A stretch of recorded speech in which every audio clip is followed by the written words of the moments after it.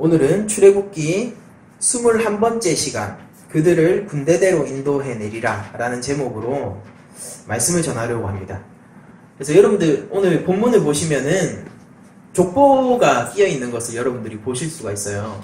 그래서 족보에 대한 얘기를 조금 해야 되는데, 이 출애굽기 본문에 대한 설교를 하기에 앞서서 저희들이 평소에 성경에 나오는 족보에 대해서 조금 잘 모르고 있지 않습니까? 이게 왜 있는 건지, 그리고 이 족보들을 어떻게 봐야 되는 건지를 잘 모르지 않습니까?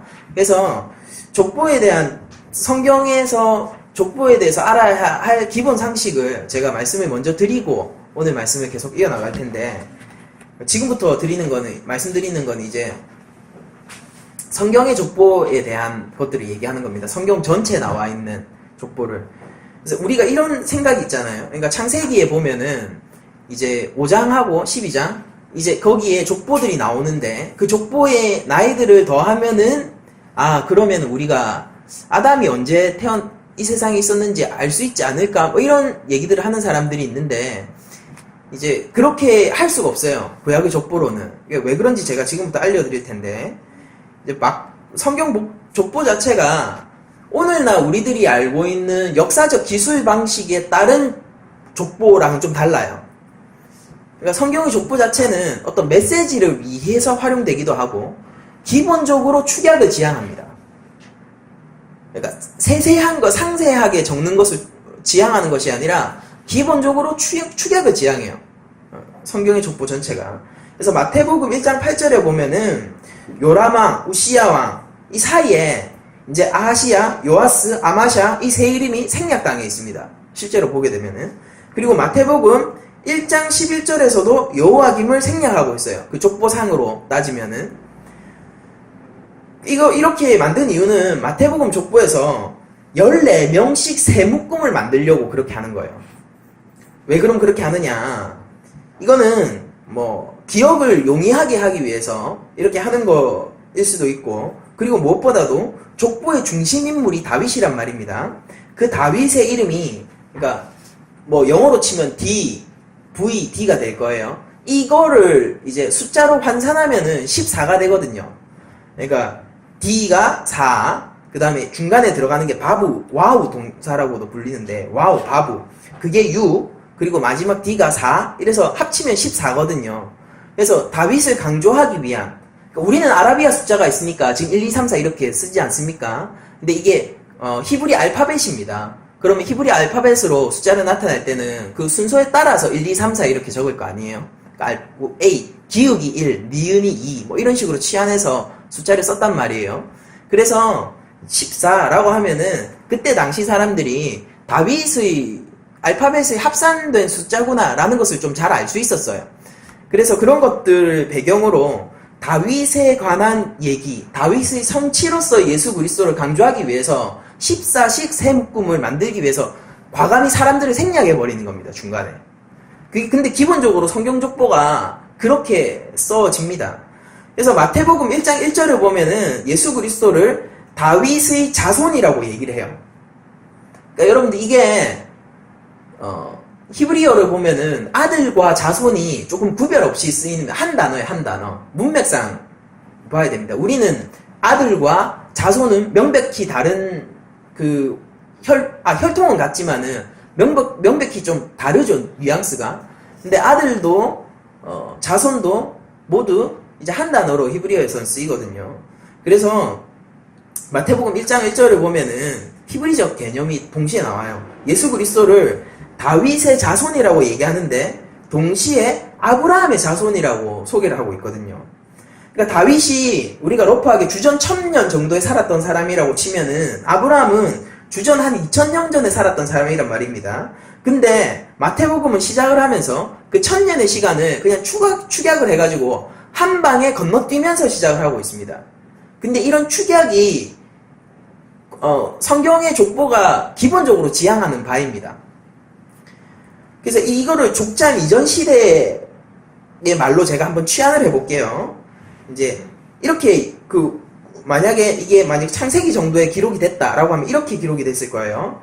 아브라함이 100세가 되었을 때 다윗을 낳았고, 다시 한번 말씀드릴게요. 아브라함이 100세가 되었을 때 다윗을 낳았고, 다윗은 40세가 되었을 때 예수 그리스도를 낳았다라고 창세기에 아마 기술이 될 거예요. 만약 이거를 그 족장시대로 우리가 치환을 해서 적게 되면은 이건 이런 뜻이에요.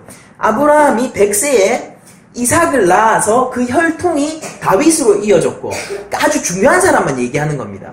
다윗으로 이어졌고, 다윗은 40세에 솔로몬을 낳아서 그 혈통을 통해 예수님이 오셨다. 그거를 그냥 이렇게 얘기하는 거죠. 아브라함이 100세가 되었을 때 다윗을 낳았고, 다윗은 40세가 되었을 때 예수 그리스도를 낳았다라고 얘기를 해버리는 겁니다. 그러니까 이게 우리 문화가 다르고 기술 방식을 이해를 못하니까 이런 거를 단순 계산으로 치환을 하는데 그렇지 않아요. 구약의 족보는. 그래서 만약에 창세기 족보들에 등장하는 나이를 더하는 걸로 인류의 역사적 존재 시간을 추정할 수 있다. 뭐 이렇게 믿는 분들이 있다면은 사실 그게 그닥 추천할 만한 계산법은 아닙니다. 여러분들 창세기 11장 26절을 보면은 데라가, 이 아브라함 아버지예요. 데라가 70세에 아브라함과 나홀과 하란을 낳았다라고 되어 있습니다. 그렇게 되어 있어요. 이 세 명의 자손이 있는 걸로 데라를 표현하고 있는데, 좀 지나가지고 창세기 11장 32절을 보면은 데라는 나이가 205세가 되어 하란에서 죽었더라 라고 되어 있습니다. 그러니까 데라가 70세에 아브라함과 나홀과 하란을 낳고 205세 수명을 가지고 죽었다라고 성경이 기록하고 있습니다. 그런데 여러분들 아브라함이 하란을 떠난 거를 생각해 보세요. 아브라함이 하란을 떠날 때는 자기 아버지 데라가 죽고 나서 하란을 떠났어요. 그러면은 잘 생각해 보십시오. 데라가 205세에 죽었고 아브라함을 정말로 70세에 낳았으면 어떻게 되는 거예요? 205 마이너스 70 하면 135세죠. 그러면은 데라가 70세에 아브라함을 낳았으면 아브라함이 하란을 떠날 때는 우리가 135세가 되어야지 떠날 수 있다라는 결론이 됩니다. 그렇지 않습니까? 근데 실제 아브라함은 75세에 하란을 떠났습니다. 단순 계산하니까 이게 60년에 오차가 발생해버리죠. 그럼 성경이 그럼 잘못된 말을 하는 것인가? 그게 아니라 족보를 쓰는 관점이 다르기 때문에 우리가 오늘날 족보를 계산하는 기계적 계산으로는 답이 안 나오는 겁니다. 그러니까 데라가 70세에 아브라함과 나홀과 하란을 낳았다는 것은 데라가 70세부터 자녀를 놓기 시작했다는 뜻이고, 세 자녀 중에서 아브라함의 이름이 제일 먼저 나오는 것은 아브라함이 이 자녀들 중에서 가장 중요도가 높은 사람이라는 뜻이에요. 그러니까 보통 장자들이 최앞선에 기록되기도 하지만은 성경은 그것에만 구애받지 않습니다. 그러니까 중요도가 높은 인물은 그냥 앞으로 그냥 빼버리죠. 그러니까 솔로몬도 여러분들 생각해 보세요. 솔로몬도 장자가 아니에요. 근데 기술을 할 때는 우리가 솔로몬을 통해서 족보를 기술을 하죠. 이제 그런 것들을 잘 생각해 보셔야 되는 거예요. 그러니까 족보에 등장하는 이름 중에 지금 아브라함이 제일 비중 있는 인물이라는 뜻이지, 그가 첫 번째 자녀로서 70세에 낳았다라는 뜻이 아니에요.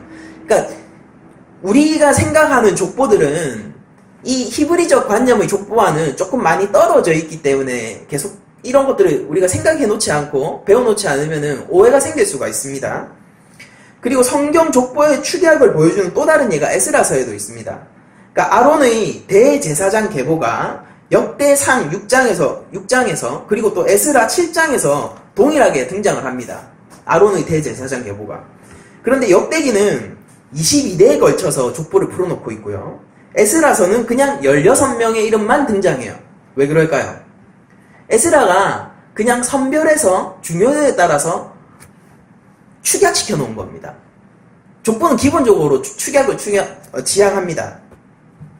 본문을 딱 놓고 비교해보면요, 에스라가 의도적으로 8번째부터 15번째까지의 이름을 모두 생략한 것을 저희들이 알 수 있는데, 이렇게 선별하고 취합함으로써 족보를 내는 것은 이 히브리 사람들한테는 그렇게 별난 일이 아니에요. 그게 일반적인 일이죠.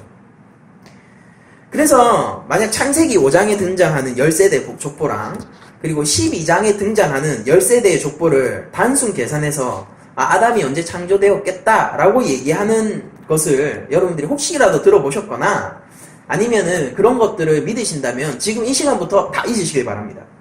구약 족보의 성격을 알고 나면은 그런 식의 연대 계산이 힘들다는 것을 우리가 알 수 있어요. 그러니까 성경 족보에 우리가 다윗의 아들은 솔로몬이죠. 그리고 아담의 아들은 가인이죠. 이렇게 명확하게 부모 자식 간의 관계를 알 수 있는 부분도 있지만은 족보의 대부분의 경우에는 그렇지 않은 부분이 더 많아요.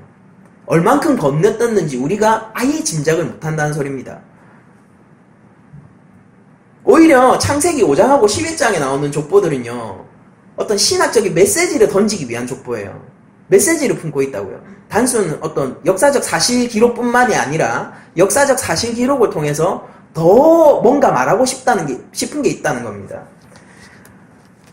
그러니까 이것은 창세기에 나오는 족보들은 우리가 인류가 죄로 인해서 어떻게 사망과 죽음에 가까워지는가의 신뢰를 보여주는 것으로 제시가 되거든요.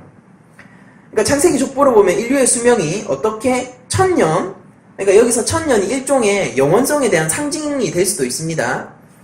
어쨌거나 아무튼 1000년에 못 미치는 수명에서 꾸준히 수명이 어떻게 줄어들어왔고, 그리고 더 중요한 건 뭐냐면은 그들이 어떻게 자녀를 낳을 수 있는 나이가 꾸준히 줄어들게 되었는지를 보여주는 데 목적이 있는 거예요. 즉 죄로 인해서 죄와 사망이 어떻게 인류를 잠식하고 있고 인류의 번성, 하나님이 그게 명령이죠. 생육하고 번성하라. 그 하나님의 번성을, 인류를 향한 번성의 목적을 어떻게 방해하고 있는지를 보여주는 게 창세기 족보의 그 기술된 목적입니다. 그래서 우리가 이런 족보의 성격을, 성경의 족보의 성격을 우리가 생각을 해놓고 오늘 본문으로 들어가 보기로 합니다. 이제 본격적으로 오늘 본문에 등장하는 족보를 보기 전에 이제 본문의 구조들을 우리가 한번 보도록 하죠. 여러분들 한번 성경을 보시고 오늘 이제 10절에서부터 12절을 한번 보시기 바랍니다. 10절에서부터 12절을 보시면은 여호와께서 모세에게 말씀을 하는 장면이 등장합니다. 말씀을 하는 장면이 등장해요. 그리고 쭉 넘겨서 28절에서 30절 마지막 부분을 보시면요, 또 여호와와 모세가 대화를 하는 장면이 나오죠. 오늘 본문의 구조를 보면은 앞부분도 여호와와 모세가 대화를 하고 있고 뒷부분도 동일한 내용으로 여호와와 모세가 대화를 하고 있습니다. 근데 조금 차이점이 있죠. 이 차이점에 우리가 주목을 해봐야 돼요. 그거 제가 좀 이따 말씀드릴게요. 그리고 한번 13절을 보십시오. 13절을 보면은 나레이터가 뭔가 보고를 해줘요. 우리 독자들에게 나레이터가 나와서 여호와께서 모세와 아론에게 말씀하사 그들로 이스라엘 자손과 애굽 왕 바로에게 명령을 전하고 이스라엘 자손을 애굽 땅에서 인도하여 내게 하시니라 라고 나레이터가 모세와 아론에 대해서 얘기하죠. 그런데 26절에서 27절을 여러분들 한번 보십시오. 26절에서 27절을 보면은 또 나레이터가 또 등장을 해요. 그래서 이스라엘 자손을 그들이 군대대로 애굽 땅에서 인도하라 하신 여호와의 명령을 받은 자는 누구예요? 모세와 아론이 아니라 아론과 모세죠. 아론과 모세입니다.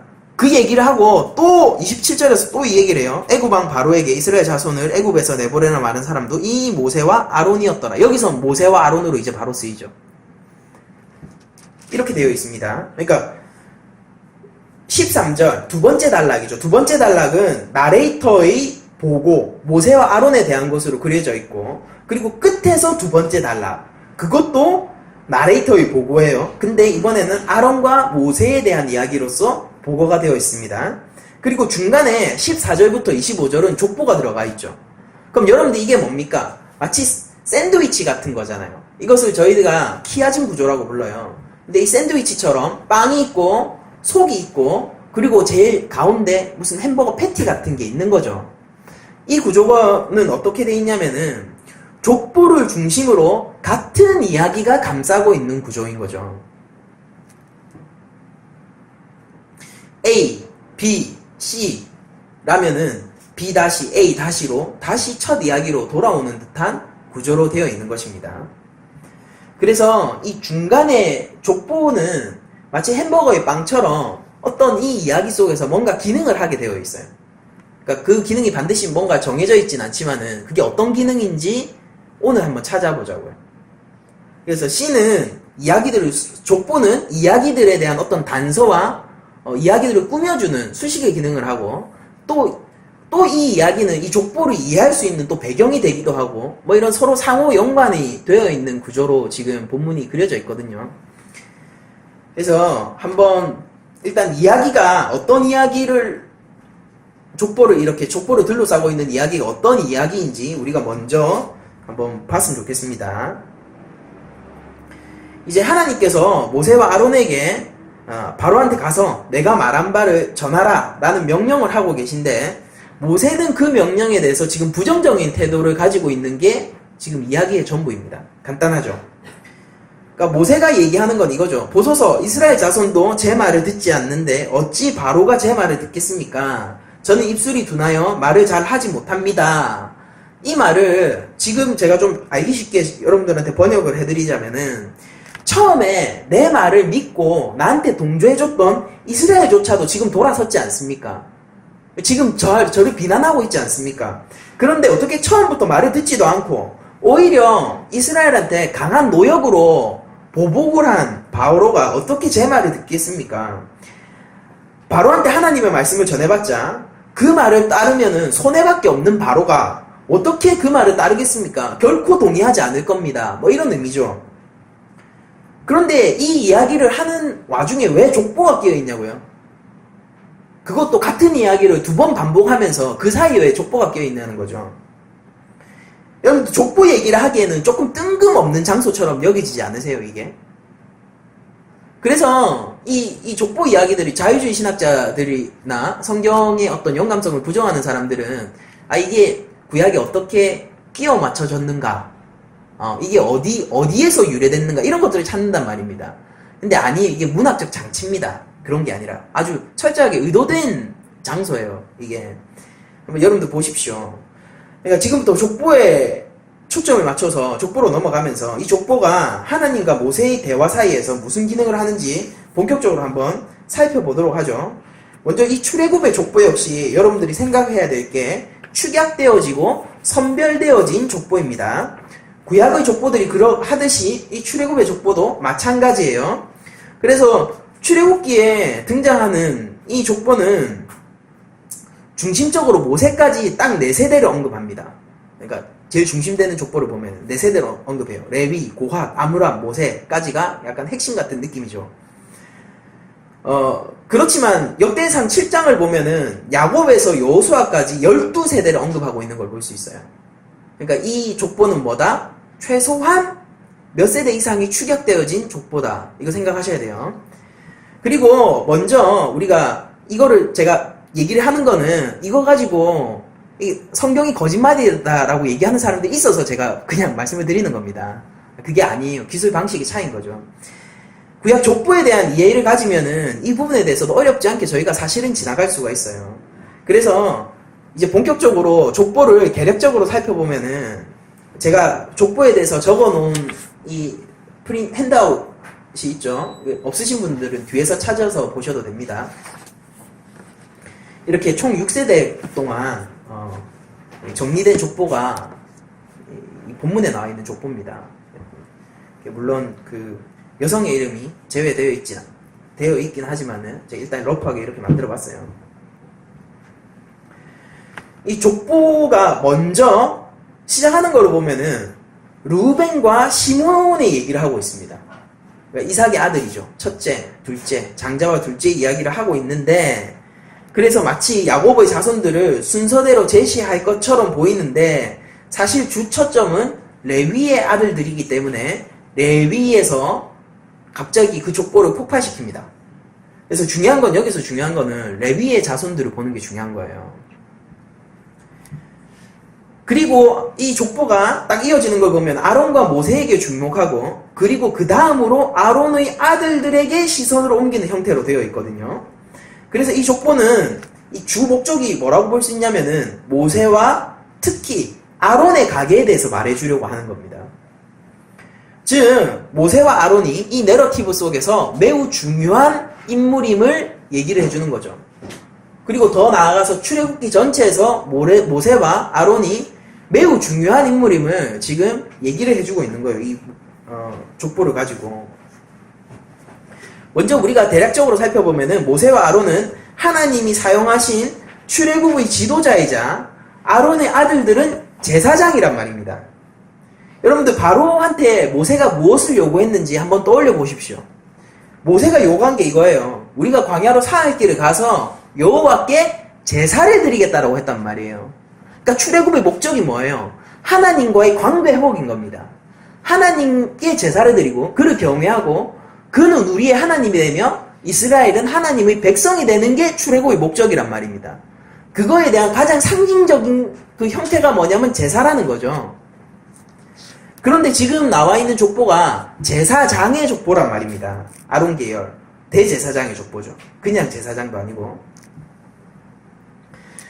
여기서 잘 보면은 여러분들 이 제가 아까 지적했던 것처럼 26절을 보면은 모세보다 아론의 이름이 먼저 등장하는 것을 볼 수가 있어요. 나레이터가 그것을 지적해주죠. 근데 이게 구약에서 되게 드문 현상입니다. 왜냐면 항상 모세 다음에 아론이에요. 모세 다음에 아론이에요. 근데 아론 다음에 모세로 지금 적혀있단 말이에요. 출애굽기에서는 이 부분 딱 한 번 나오고 구약 성경 전체를 통틀어서 5번 나옵니다. 이 본문까지 합쳐서 총 5번이에요. 근데 그게 전부 뭐와 연관이 되어 있냐면은 족보와 연관되어 있을 때 아론과 모세라는 형태로 나오거든요. 5번 전부 다 족보와 연결이 되어서 그렇게 진술이 돼요. 이게 무슨 뜻이냐? 이 족보에 있어서만큼은 제사장의 계보가 훨씬 중요하다는 겁니다. 그러니까 하나님 앞에 제사를 드리는 것, 인물의 비중과는 상관없이 지금 뭐의 비중이 가 있는 것입니까? 하나님과 이스라엘 백성의 관계성을 담보해주는 자잖아요. 대제사장이 하나님께 나아가는 자니까.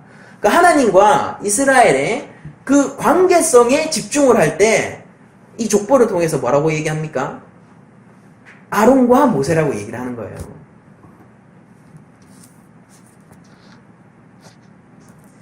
훗날 아론의 가문은 대제사장 가문이 돼요. 그리고 여러분들 레위 지파가 이제 제사장 지파이긴 하지만은 이제 레위 아론 가문에 비해서는 조금 약간 2등급 제사장처럼 여겨지기도 했거든요. 그러니까 출애굽기가 쓰여질 때 그런 분위기가 있었을 수도 있어요. 그래서 그것을 염두에 두고 대제사장 가문 역시 레위 지파에 소속돼 있다라는 것을 알려줌으로써 제사장들 사이에 신분차를 좀 극복하려는 사회적 시도도 묻어있는 것일 수도 있습니다. 우리가 다각적으로 이 오늘의 족보를 좀 따라갈 거예요. 여러분 힘드셔도 따라와 주시기 바랍니다.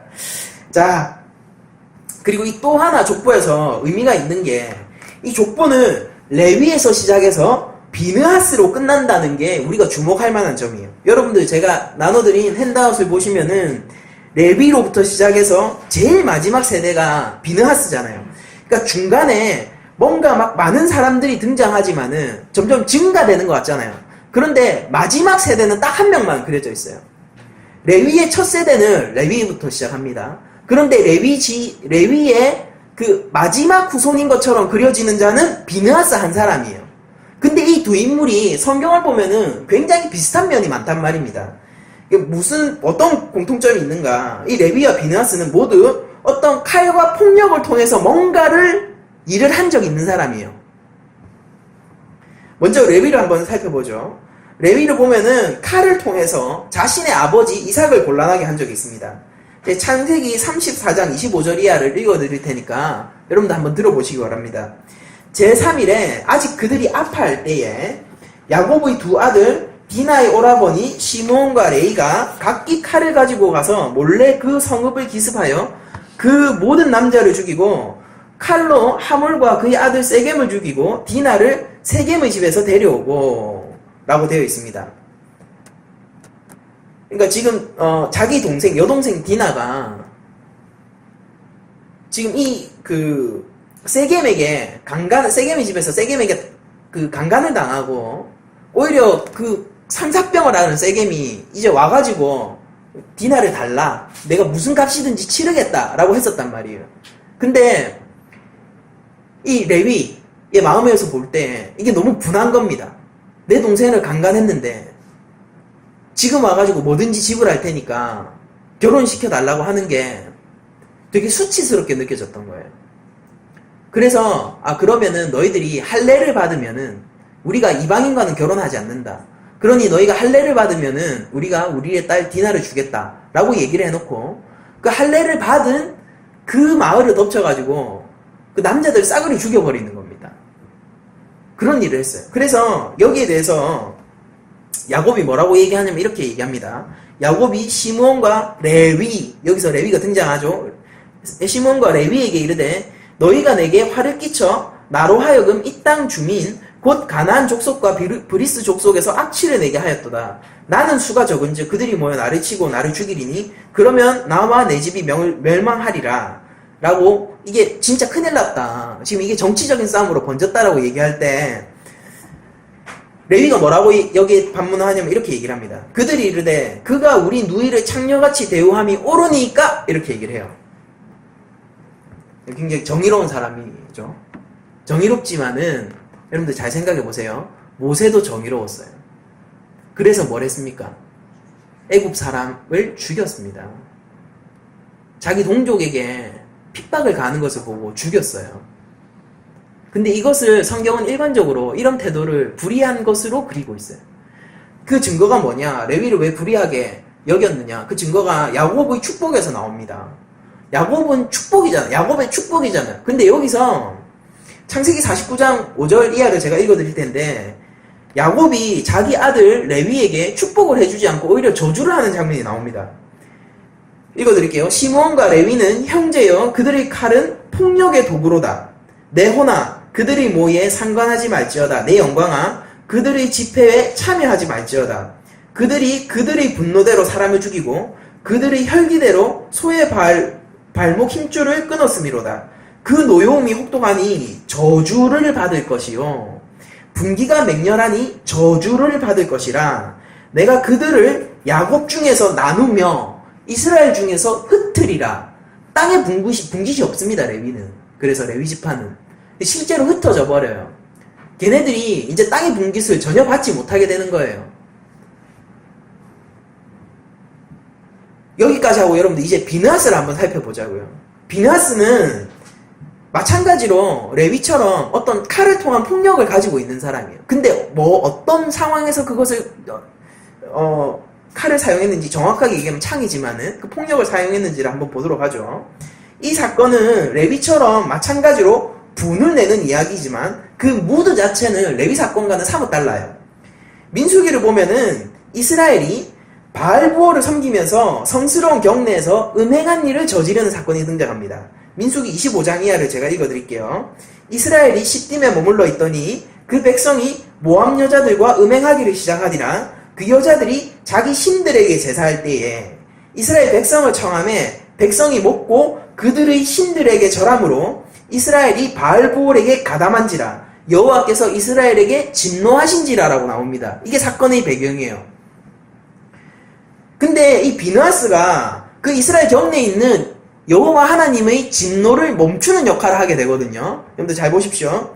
제사장 아론의 손자 엘르아살의 아들 비느하스가 보고 아론의 손자 엘르아살의 아들 비느하스가 보고 회중 가운데 일어나 손에 창을 들고 그 이스라엘 남자를 따라 그의 막사에 들어가 이스라엘 남자와 그 여인의 배를 꿰뚫어서 두 사람을 죽이니 연병이, 이게 전염병이라는 뜻이에요. 전염병이 이스라엘 자손에게 그쳤더라. 그 연병으로 죽은 자가 24,000명이었더라 라고 되어 있습니다. 여러분들, 그러니까 하나님께서, 제가 중간에 내용을 생략했는데 이스라엘 백성이 그 하나님하고 율법의 언약을 했잖아요. 우리가 하나님의 그 말씀을 따르겠습니다 라고 해놓고 지금 다른 신을 섬기기 시작했어요. 그러니까 하나님이 진노하셔서, 그러면은 그들이 계약을 했지 않습니까? 그럼 계약을 파기했으면 뭘 해야 돼요? 계약의 파기에 따른 벌을 내려야 돼. 그게 공정한 것이잖아요.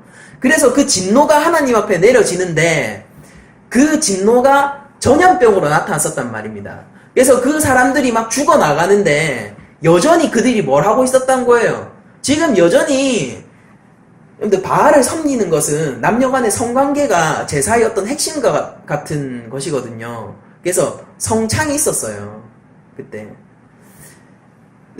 그 제사를 섬기는 일을, 바알을 섬기는 것, 지금 남녀가 교합한 것으로 나오죠. 이게 우상을 숭배하고 있었던 제사 행위예요. 우상 숭배를 어디서 했는가? 이스라엘의 거룩한 경내에서 했었단 말입니다. 그러니까 그것에 대해서 비느하스가 제사장으로서 분노하고 그들을 죽인 거예요. 이게 구약에 나오는 헤렘의 개념하고 비슷한 거예요. 똑같은 겁니다, 사실은. 이렇게 죽여버리니까 하나님께서 이렇게 얘기를 해요. 연병을 그치시고 비느하스에게 이렇게 얘기를 합니다. 제사장 아론의 손자 엘르아살의 아들 비느하스가 하나님께서 하신 말씀인데, 내 질투심으로 질투하여, 이게 하나님이 실제 뭐 질투를 하고 뭐 그런 게 아니라 신인 동형적 표현이라는 거 여러분들 생각하시고, 내 질투심으로 질투하여 이스라엘 자손 중에 내 노를 돌이켜서, 그러니까 비느하스가 하나님의 노를 돌이켰다라고 지금 얘기를 하세요. 하나님께서 내 노를 돌이켜서 내 질투심으로 그들을 소멸하지 않게 하였도다. 그러므로 말하라. 내가 그에게 내 평화의 언약을 주리니. 이 평화의 언약을 주시는 거예요. 그와 그의 후손에게 영원한 제사장의 직분의 언약이라. 영원한 제사장 직분의 언약이라. 그가 그의 하나님을 위하여 질투하여 이스라엘 자손을 속죄하였음이니라.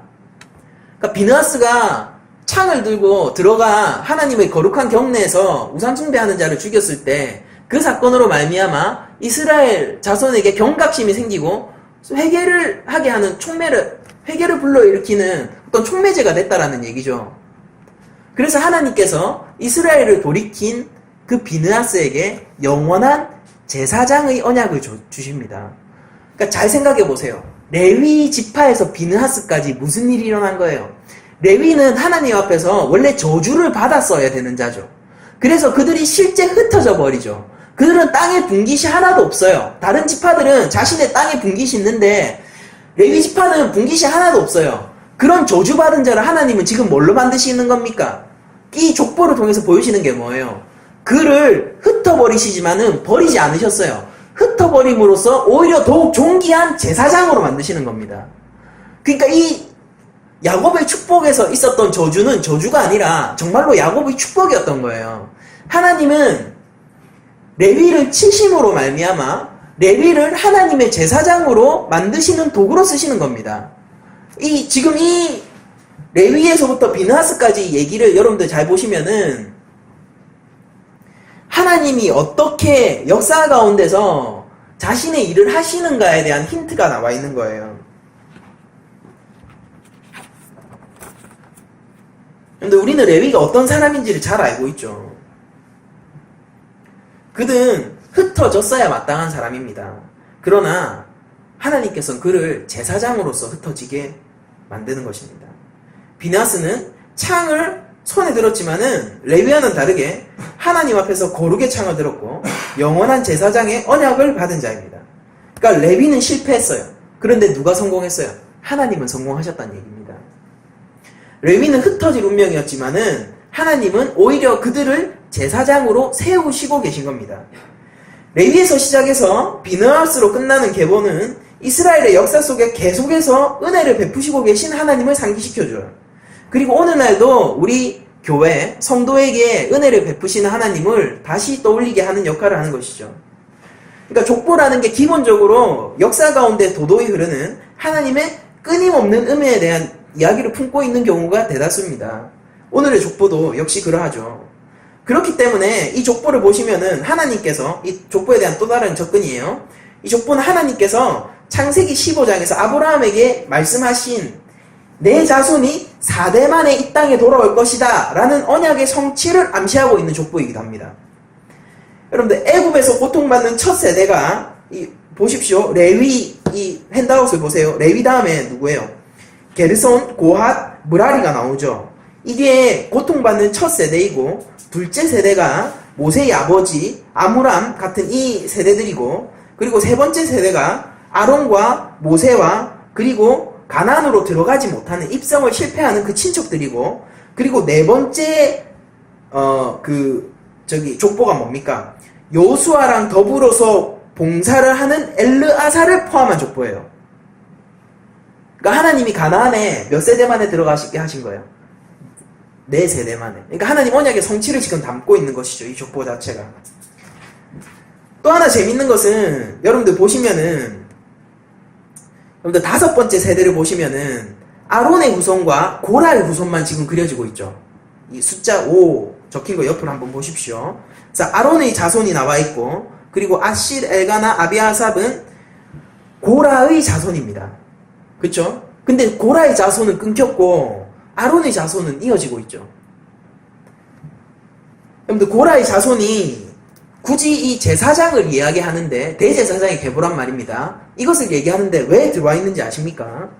이 지금 중요하게 그려지고 있잖아요. 한 몫을 차지하고 있지 않습니까?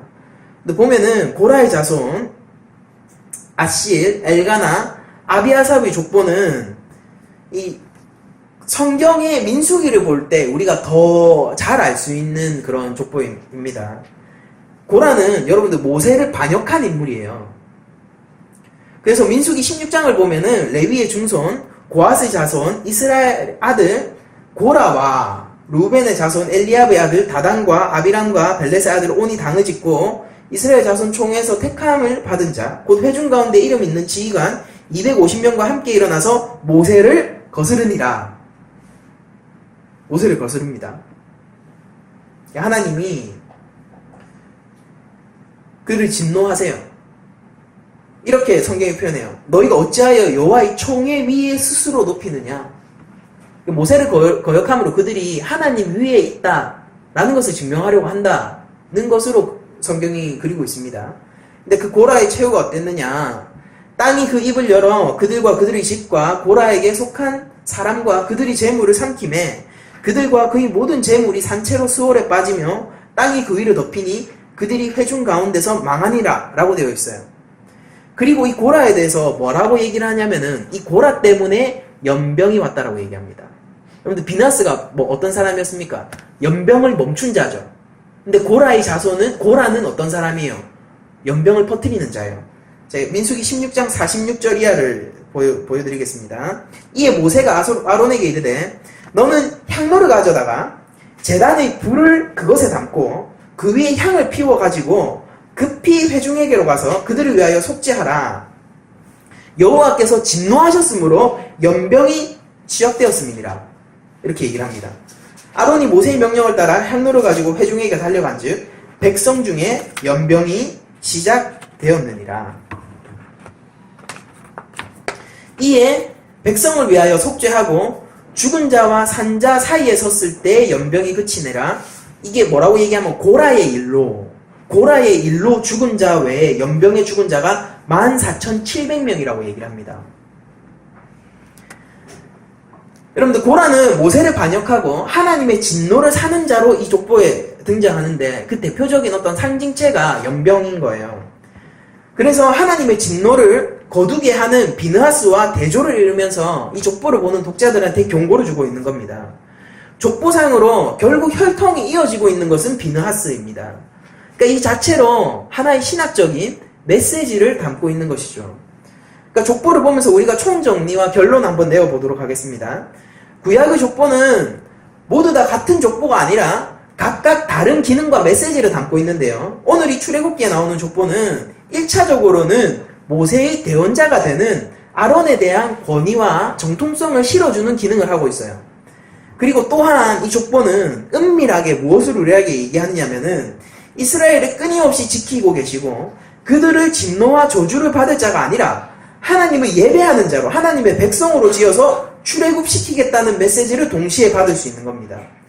누가 출애굽의 주도자입니까? 모세입니까? 아론입니까? 바로가 풀어주면 그들이 출애굽을 하는 거예요? 그게 아니라 이 족보는 이렇게 얘기를 하고 있는 거예요. 아니다. 하나님은 지금 자신이 출애굽의 지도자임을 우리에게 알려주시고 계신 겁니다. 근데 이게 족보를 통해서 우리에게 알려주고자 하는 메시지예요. 그럼 이 족보를 우리가 생각을 한 다음에 첫 번째 이야기와 마지막 이야기를 한번 생각을 해보자고요. 이 두 이야기 간에는 차이가 있어요. 차이가. 첫 번째 12절을 보면은 이렇게 모세가 변명을 합니다. 이스라엘도 내 말을 듣지 않는데 바로가 어떻게 듣겠습니까? 저는 입이 둔합니다 라고 얘기하면서 바로를 탓하고 있어요. 그런데 똑같은 사건인데 뒤에서는 어떤 식으로 조망을 하냐면 이렇게 얘기를 해요. 저는 입이 둔합니다. 자기 탓이 먼저 나오죠. 그 다음에 바로가 어떻게 제 말을 듣겠습니까? 라고 나오는 거예요. 그러니까 처음에는 무엇에 강조를 두고 있냐면은 바로가 절대 할 수 없다에 강조를 두고 있고, 마지막 스토리는 뭐에 강조를 두고 있냐면은 모세 자신도 절대 할 수 없다를 강조를 하고 있는 거예요. 그럼 이걸 합치면 어떻게 됩니까? 누구도 할 수 없는 거예요.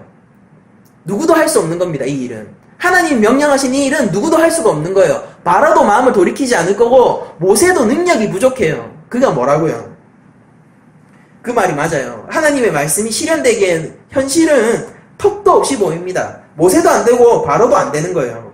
그런데 이에 대한 하나님의 대답이 우리가 다음 시간에 보게 될 본문이겠지만은, 그러나 다음 시간에 설교에 앞서서 이미 나레이터를 통해서 하나님의 대답이 암시되고 있는 거예요. 안 되잖아요, 하나님. 저도 안 되고 바로도 안 돼요. 어떡합니까? 그에 대한 하나님의 대답은 뭡니까? 첫 이야기와 마지막 이야기 또 다른 차이점이 나오는데, 그게 출애굽기 6장 26절에 나와요. 이스라엘 자손을 그들의 군대대로 애굽 땅에서 인도하라고 하신 여호와의 대답이다 라고 지금 얘기가 나오고 있습니다. 첫 이야기에 등장하지 않았던 것이 나왔죠. 그게 뭡니까? 내가 군대로 그들을 애굽에서 인도해낼 것이다 라는 말입니다. 내가 그들을 군대로. 상황은 절망적이었습니다. 맞아요. 바로는 마음을 돌이키지 않을 것이고 하나님도 그걸 알고 계셨습니다. 모세도 자신이 이미 둔한 자다. 결코 내 말이 먹히지 않을 거다. 여러분들 생각해보세요. 어떤 수사학을 가지고 있으면은 지금 그 최고 권세자인 바로의 마음을 돌릴 수가 있습니까? 어떻게 설득을 하면은 설득이 가능해요? 내가 어떻게 말을 얼마만큼 잘해야지 그걸 설득할 수 있는 겁니까? 아니, 말로 설득을 할 수가 없는 거잖아요, 그거는. 모세는 아무리 뛰어난 수사학을 가지고 있어도 그 상황에서는 입이 둔한 자가 될 수밖에 없는 겁니다. 근데 하나님은 거기에 대고 뭐라고 말씀하십니까? 내가 그들을 군대로 이끌어내겠다라고 말씀하세요. 그리고 이 족보를 보여줌으로써, 여러분들 이거는 출애굽을 한 백성에게 주는 책이죠. 1차 독자가 출애굽을 한 백성들이잖아요. 이 족보를 상기시켜 줌으로 인해서 그 백성들에게, 출애굽한 백성들에게 뭘 상기시키길 원했던 것 같습니까? 그건 바로 이것입니다. 너희가 할 수 없는 일을 내가 했고 너희가 노예되었을 때 내가 구원했다라는 것을 이 족보를 통해서 말씀을 하시는 거예요. 바로도 결코 하지 않았다. 모세도 결코 할 수 없었다. 그러나 내가 했다라는 것입니다. 내가 근데 어떻게 한 거예요? 지금 불평하고 있는 이스라엘 모습을 여러분들 보이십니까? 너희들이 불평하고 있고 바로에게 동조해서 자신을 포갑하고 강한 노역을 시키고 있는 바로의 편을 들고 오히려 모세를 원망하고 있는 그들. 그러니까 하나님 편이에요? 이스라엘 백성이 바로 편입니까? 바로 편이잖아요. 바로의 편인 너희들을 내가 군대로 인도해낼 것이고, 그리고 너희를, 레위 같은 너희를 내가 비느하스 같은 영원한 제사장 나라로 세울 것이다 라고 하나님이 말씀하시는 겁니다. 그래서 오늘 본문의 제목이 군대대로 애굽 땅에서 인도하리라 라는 이 본문의 말씀입니다. 이것이 오늘날 우리에게 어떤 메시지를 줍니까?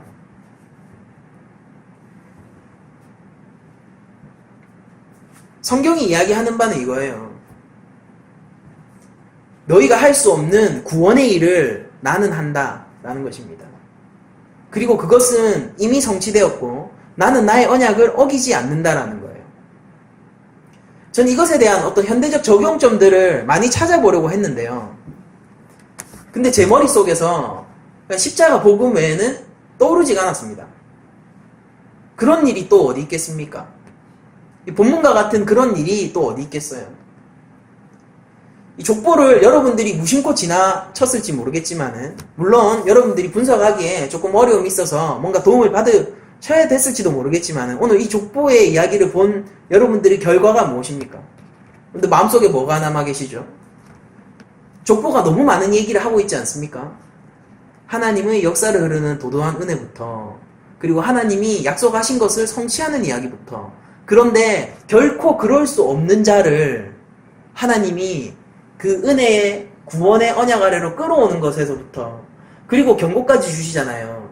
너희가 바알보올에 속한 자가 아니라 그러면 끊어질 것이다. 그것이 아니라 나에게 속한 자가 되어라 라는 메시지까지 지금 족보가 우리에게 주고 있는 메시지지 않습니까?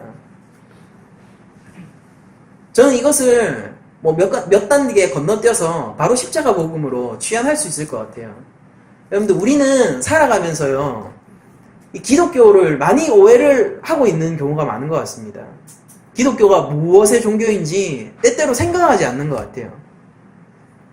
기독교는 왜 기독교를 진리라고 우리들이 얘기를 하는 것입니까? 기독교는 무엇을 이야기하고 있고 이 성경은 무엇에 관한 책입니까? 성경을 왜 구속사적으로 읽어야 되죠? 그 이유는 간단해요. 성경이 구원의 이야기를 하고 있기 때문입니다. 여러분들, 우리들은 죄로부터 구원을 받는 자들이 우리 성도들이란 말이에요. 죄로부터 구원을 받는 자.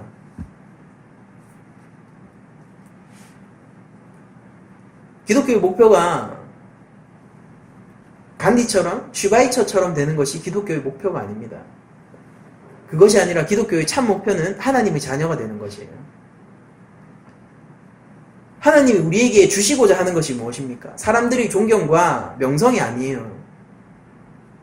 그것이 아니라 하늘의 영광을 주시고자 하시는 것입니다.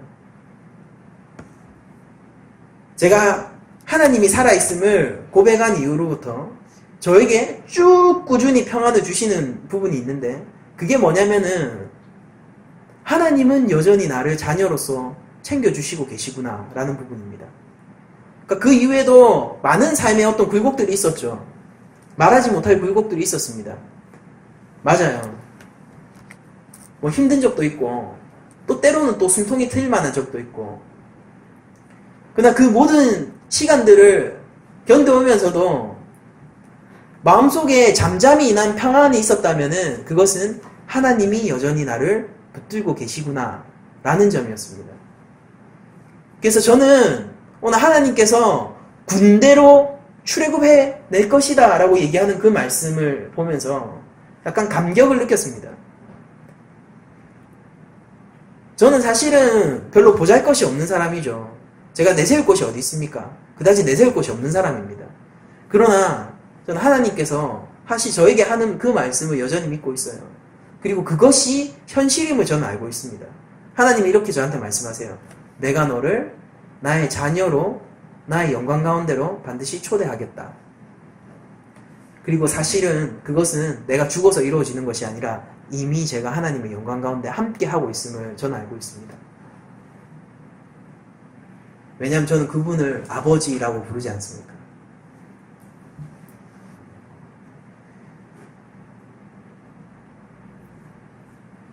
기독교의 본질, 그것이 왜 십자가 복음인가? 왜 구약과 신약은 다른 이야기가 아니라 한 이야기인가? 우리는 무엇을 믿고 살아야 하는 것인가? 우리 삶의 위로가 되는 부분이 무엇인가? 성경이 무엇을 우리에게 평안으로 주며 하나님은 우리에게 무엇을 주시기를 원하는가? 이런 질문들이 한 주간 있었으면 좋겠습니다. 내가 하나님으로부터 무엇을 받기 원하는가는 조금 적어두고요. 하나님이 정말로 신실하시고 정말로 선하시고 정말로 우리의 삶에 대한 관심이 그 애정이 담뿍 담기신 분이라면은 그럼 우리가 이 질문을 충분히 할 수 있는 거예요. 하나님은 우리 삶 속에서 무엇을 하시길 원하는가? 어떤 선한 것을 주시길 원하는가?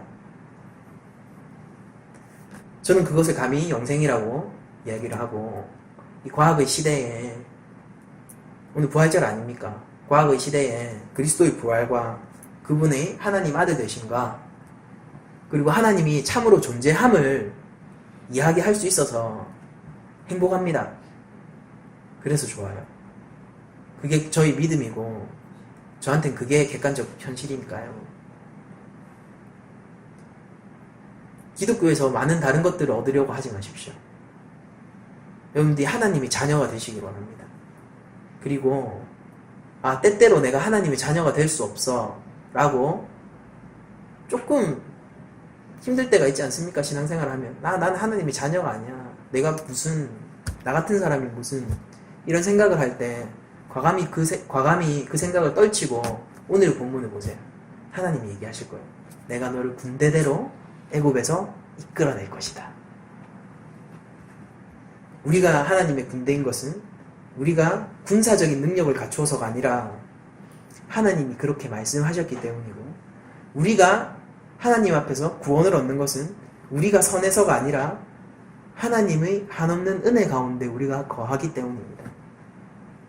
우리가 한 주간 살아가면서 하나님의 말씀 가운데서 거하고 그 기쁨을 충만히 누리고 또 구원의 감격이 무엇인지 우리가 생각을 해서 그 감격 속에서 세상이 누릴 수 없는 평안을 누릴 수 있는 한 주간이었으면 좋겠고, 그리고 무엇보다도 하나님이 하시는 일의 본질을 알아.